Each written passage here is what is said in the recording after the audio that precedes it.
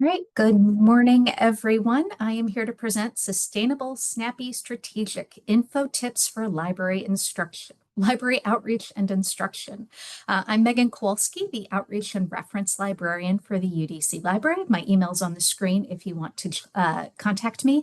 I am also the chair of the Outreach Interest Group for WRLC. So if you have any interest at all about talking about outreach or marketing related issues, please shoot me an email and I can add you to the group. We're an interest group, so we meet every 2 months and we just discuss things outreach and marketing. So here was the problem and here was the solution. Our students want video content. In fact, they expect it at this point. They're so used to video that when it comes to learning things, they just assume a video is available for it.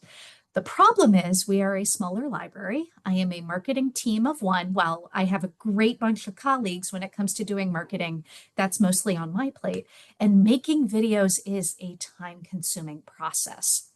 And so how did we figure out a way to develop video content that our students want while allowing me to still do all of the other things on my plate? So the solution was to make it bite-sized. And so this was a sustainable way to create bite-sized videos that we post weekly. And so the goals for our Info Tip of the Week program, as we started to call it, and I can share our initial project plan if anyone is interested, is that we wanted this video series to be able to directly engage our audience, to promote the library's brand as being the helpful place, and to create also to create a shareable and reusable content bank. A lot of the times we are now an embedded librarian program. Please stick around through the conference. You'll hear more about that. And we wanted to have more video content to be able to share in that, as well as to be able to share in our library instruction, or students asked us questions through chat or email to be able to share them videos. And so part of our planning was also audience targeting. We make each video with one single audience in mind. So is this for gen ed students? Is this for first-time library users? Is this specific video for nursing students, to really chunk things up? So not every video speaks to every person, but by targeting one audience, it makes it much easier to tailor the script and keep things short. In part of our development, I made a content calendar. This gets updated every semester, so I know what I'm making through over the course of the fall semester or the spring semester. I am taking a bit of a break for the summer, but that's only to allow myself more time to make stuff for the fall. And brain dump. I keep a Trello board and I brain dump ideas as they come to me. And so to the best of our abilities, we try to time the videos we are making and sharing to what is happening during the semester. So at the start of the semester, it's more library orientation. In the middle of the semester, it's more strategic. Here's how you get started with research. And towards the end of the semester, it's more, here's how you deal with stress or other fun tips to help people get through the end of the semester. And we also wanted to do some long-term planning on this. So we thought about sustainability and reusability, because part of the problem with making videos is eventually they get outdated. Library database, interfaces change or our website changes. And so we wanted to think of a way to, how can we make it so when I make this video once, I'm not having to remake it again in 6 months to a year. So over time, we've standardized the format and we try to focus more on evergreen content. So those more core concept skills that we can focus on and reuse in the future. And so for each week, this is a bit of what my workflow looks like. And it does change a bit depending on what's happening, but this is the general gist of things. So it starts with planning the week before. So this is the idea and the content calendar. I go back, I look at the content calendar and I see, okay, what is the video I'm making this week? And then I see what's happening there and I think, okay, do I need to get props for this particular video? Do I need to make a shot list so I know what B-roll footage to get? What support planning do I need? Do I need to wrangle in one of my colleagues to be in it? That sort of thing. And then on Monday, I do the script writing. And this can take roughly an hour because these are short videos. It doesn't take that long. And also on Monday, I try to do the voiceover recording. And how that works is I literally take my iPhone and I hold it like this as a video and I record myself. And that takes 15 to 30 minutes, depending on the ambient noise or how often I trip over my words. And then it comes to the editing, and this is the longest part of the process. So this is where I'll run out and I'll grab B-roll footage in our library if need be, or later on I'll show you how I one of the tools I use, I find B-roll footage elsewhere. And editing can take anywhere from 1 to 4 hours. So I do that over the course of Monday and Tuesday. And this is where I'll make the voiceover, put all the shot footage together. If I need to add text layovers or anything of that nature, that's where I add it. And then these videos are scheduled to go up on Wednesday. And posting these across all the platforms we use only takes about 15 minutes. And I do want to note that the reason this program has been working is because our shortest video is 23 seconds and our longest video is 2 minutes and 27 seconds. None of these videos are designed to be long. They're designed to be roughly around just 1 minute long. And so the tools I use to do this program are listed here on the screen, but for ideation, basically capturing those ideas and getting all that prep work started, is I have Trello. So I have a Trello card that lists all the videos I need to make that semester. And I will add notes to it, being like, okay, I need this resource for this. I need to track down this B-roll footage, and I put that all in one spot. I will also go back to our blog. We have blog posts that go up almost every week. And so sometimes I will go back into our archives and see like, okay, what in here can I make into a TLDR video? Because yes, the blog posts are not long, but students are going to go back into the archives. So what can I take and adapt into a video? I also look at the university's academic calendar so I can pay attention to things that are happening during that course of the semester. I will also see what reference questions we're getting. We use the LibApp suite. And so when we're, taking our statistics, every now and then we'll leave notes as to the kind of questions we're getting. And if something's been coming up consistently, I might flip out a video from our content calendar to focus on something we've been receiving a lot of questions about. I will also look at our frequently asked questions. What's sort of trending? What's popular right now? What can I turn into a video? And I will also pay attention to just what's happening globally. Like, is there something information related that I could tie into? When it comes to script writing, sometimes it just writes itself. Again, if I've got a blog post, I can go ahead and just adapt that. I will admit, I also use ChatGPT for this, and I will use ChatGPT to either condense existing material or to write that shitty first draft. ChatGPT is not great. If you ask it to write a short video script, you're going to get a lot of weird stuff, but it's a good way to get things started and to figure out the flow.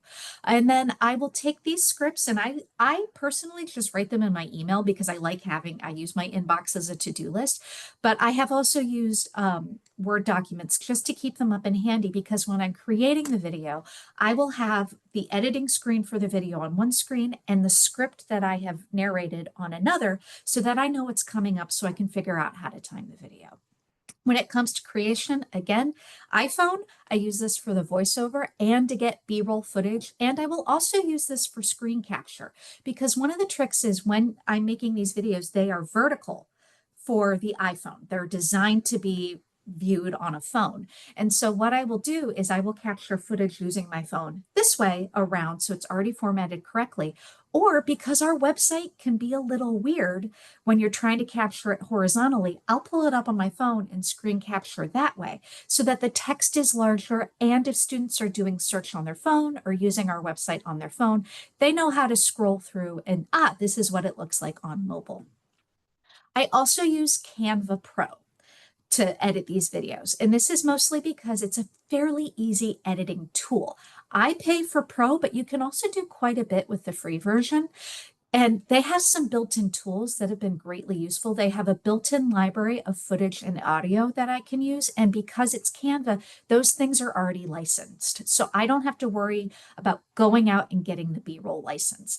They also have fun tools that can enhance audio. So if as I've recorded my voiceover, it's not coming across quite clearly, I can simply hit the enhance audio button and it makes my voice sound a little bit clearer. And this has been great when I've been trying to capture video of other people standing in front of my phone, so they're not right next to it. Here at the UDC library, we also have this tool called a small rig, and it basically, you put your phone in it, you can attach an external mic, it has the ability to add a flash to it, and I have used that on occasion to capture material as well. And then when it comes to the promotion and usage of these videos, we use them in several places. The main one is social media. We put them in our Instagram account, both on our direct feed and as stories, because people tend to check stories more than they tend to check the feed. But because when I put them on reels, it means they stay there forever. They don't disappear like stories do. And because Instagram is owned by Meta, which owns Facebook, they auto-populate to Facebook. So I don't even have to worry. If I put it, in Instagram, it shows up automatically in Facebook. Currently, we are still using X, so I post them to X as well. But shockingly, some of the best places this has been useful for is posting it to our LinkedIn account. That tends to hit professors more often than it does students. So the professors then, a few have asked me, hey, can you send me the link to that so that they can share it? But most importantly, we put these on YouTube, and YouTube by default will put some shorter videos into YouTube Shorts. And the reason we use YouTube and YouTube Shorts is one, it creates that permanent content bank. We can make a playlist, so all of the videos are now listed in one location. It also means we can embed these videos in our Blackboard course. Simply by adding the URL, it will auto-populate into Blackboard. And we like this because it also hits an audience that's not here, because YouTube has an algorithm no one can figure out, but it does work really well. And we've had some videos, I'll post it and I'll think, okay, this isn't going anywhere. And I check back the next day and suddenly it's got 600 views. I'm like, oh, I was not expecting that. Clearly, that's not all UDC students, but it's hit somewhere and it creates that long tail of viewership. We also use these in our instruction. So again, as I've mentioned, we post these on Blackboard. We're embedded librarians, and this is some of the video content we can use. We also can use them in some of our library instruction, because sometimes weirdly students engage better with a video on the screen than you in the classroom, but it's available there. Same thing for when we're teaching online. I have also sent these videos, and we've sent these videos through email. So simple things like demos of this is how you do a certain trick. Here, watch this video, and people can walk through it that way. Same thing, we've sent them through our chat, and we've also linked to them through our email newsletter. And so what has happened to make this a sustainable program is now I'm making one piece of content, but we can use it in a myriad ways. And so the topics we've covered tend to fall into 4 different categories. We have explainers, and these are explaining our services and our resources, things like contact us, what we can do at the library, our chat service, things of that nature. And the goal is to show students not only what the library has, but why they want to come to us. It's trying to connect, they know the library exists, but why? Why should it matter? We're trying to explain that. We also have how-tos, and these are tutorials and walkthroughs of tools, resources, and services. But we've timed these things to this, what's going on. So right before the election, I did something on how to register to vote. I've also, right at the end of, the semester when we had graduation, I did something on how to get an alumni card for our library. Around Thanksgiving, we did Gen AI as a Thanksgiving prep tool. So we try to time these things to what's happening so they're more relevant to people. We also have videos on the fundamentals, and these are things like discussions of basic information literacy, research, and library skills or concepts. So things like general versus subject databases, kinds of information, and that was our longest video at 2 minutes, 27 seconds, and popular versus academic sources. And that video was the one that took off on YouTube for reasons I still haven't figured out. We also have highlights, and these are showing specific tools or resources to a specific audience. So things like the peer review filter in databases, or one question we get asked all the time at our library is, I need to find an article written by a nurse. So we jumped into the CINAHL database and showed the filter, any article by nurse, and that one's been useful. And a series of videos we haven't done yet, but I would like to do, are behind the scenes videos. So how the library works. And this is because demystifying things can sort of bring down that occupational awe and make the library more accessible to our users. And some of the metrics we have to assess our impact is I go into YouTube analytics. Again, they tend to get a spike the day they post and then have this really long tail, but it tells me something about, what people are interested in. We also use YouTube again because it's embeddable. And so those statistics, when those videos are embedded elsewhere, track over to YouTube. We also have social media analytics, and there are way more analytics than you could possibly need, but I focus on views and reach. And just to determine, okay, did this one get some hits, or did it sort of lose out? It just sort of gives me a vibe check on what we're working on. For the metrics, we use social media and things like Instagram to get the immediate impact of these videos, and YouTube again for the reusability and the long tail. We also want to look at the impact. We've been getting some qualitative feedback from students and faculty, so that's been wonderful.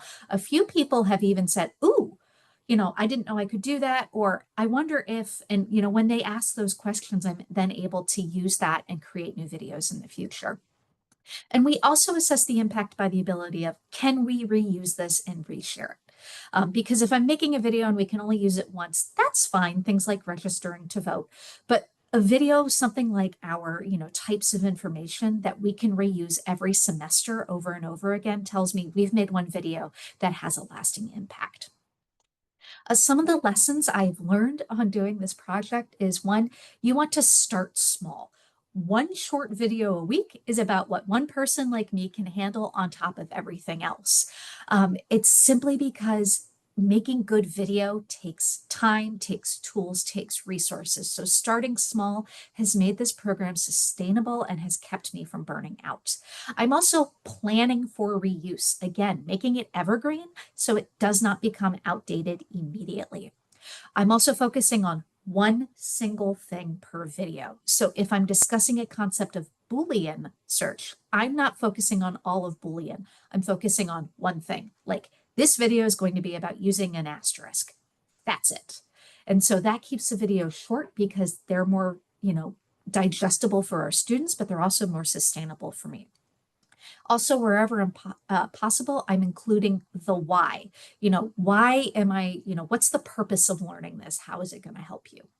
I've also, and this took some time, created templates. I now have, it took a few weeks, but I created a title card that shows up at the beginning of every video and something I say at the start of every video. It just makes life a little bit easier.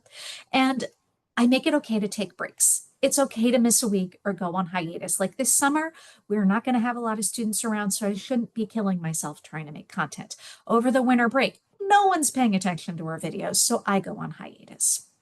And so I want to leave time for Q&A. Thank you for today. I do see some videos in the chat. One is, or some questions in the chat. Have you tried to use AI to help you? Yes, I have used AI mostly for script writing. Simply because the hardest part of doing this video is just getting started with the writing. Like, how do I phrase this? So I'll go into ChatGPT, or here at the university, we have Microsoft Copilot, and I'll say, I'm an academic library. I want to talk about this school skill to this specific audience. Write me a 1-minute video script. And they will also include things like what footage to include and things like that. I'm just looking at the text, and more often than not, I take what they give me and very heavily edit. Because it's very generic and bland. So I try to add things, that would be more relevant to our specific student body. Another question we got. Oh, and I have also used it for ideation. Like I'll say, I'm an academic library and building out my content calendar about short videos. What skills focusing on this? And I'll just ask it to give me, I'll just ask it to produce some ideas. Some I take, some I don't, some I've done before. And that's just, it takes that first step and makes it a little bit easier. This is, when you post the videos, do you also upload the script and or verify the automatic transcript to ensure accessibility and usability? So on YouTube, because these videos are so short, I just use the automated captions and they are correct 99% of the time. If they get something wrong, it's more my specific wording might have come out funny. So I focus on YouTube for that. I know I should do it for Instagram, but because those have such a short shelf life, I don't. So that is something I do. So yes, on YouTube, no for Instagram. I know it's not a best practice, but it came down to sustainability because loading things to Instagram, I don't know if it's a me problem. I couldn't quite get the captions to work. Now I could turn on automatic captions on Instagram, but again, they tend to come out a little bit funkier than YouTube does. And so if someone's asking for an accessible version, I will direct them to the YouTube account. Do you publish the content calendar to students or is it more for staff planning? That is for staff planning. That is my content calendar. Yes, other people in our library have access to it, but it's just an Excel spreadsheet. I am happy to share it. If you're interested, just email it to me. But that's more for me. What I do is I have it set for the semester, but every Friday I go through and I highlight the next 2 weeks so I know what's coming up. So if there's something like I am trying desperately to make a slightly longer video that talks about the difference between academic libraries and public libraries. And I actually want to go into DC Public Library to film the differences, but they're not readily happy with that right now. I've asked, I've been shut down. I was like, it's just me and my phone. I promise I won't take any identifying details, but I'm working that out. And so, that video I had hoped to do this semester has now gotten put off, but the content calendar keeps me on track. It lets me know, okay, I've got this blog post going up right now and this related video. And so it just keeps things feeling cohesive. This is really cool. I appreciate the modularity. Thank you. Any other questions? I think my time is up at 10:45, but I will drop my email in the chat if you are interested in either my content calendar or the initial planning document. It was only 2 pages long.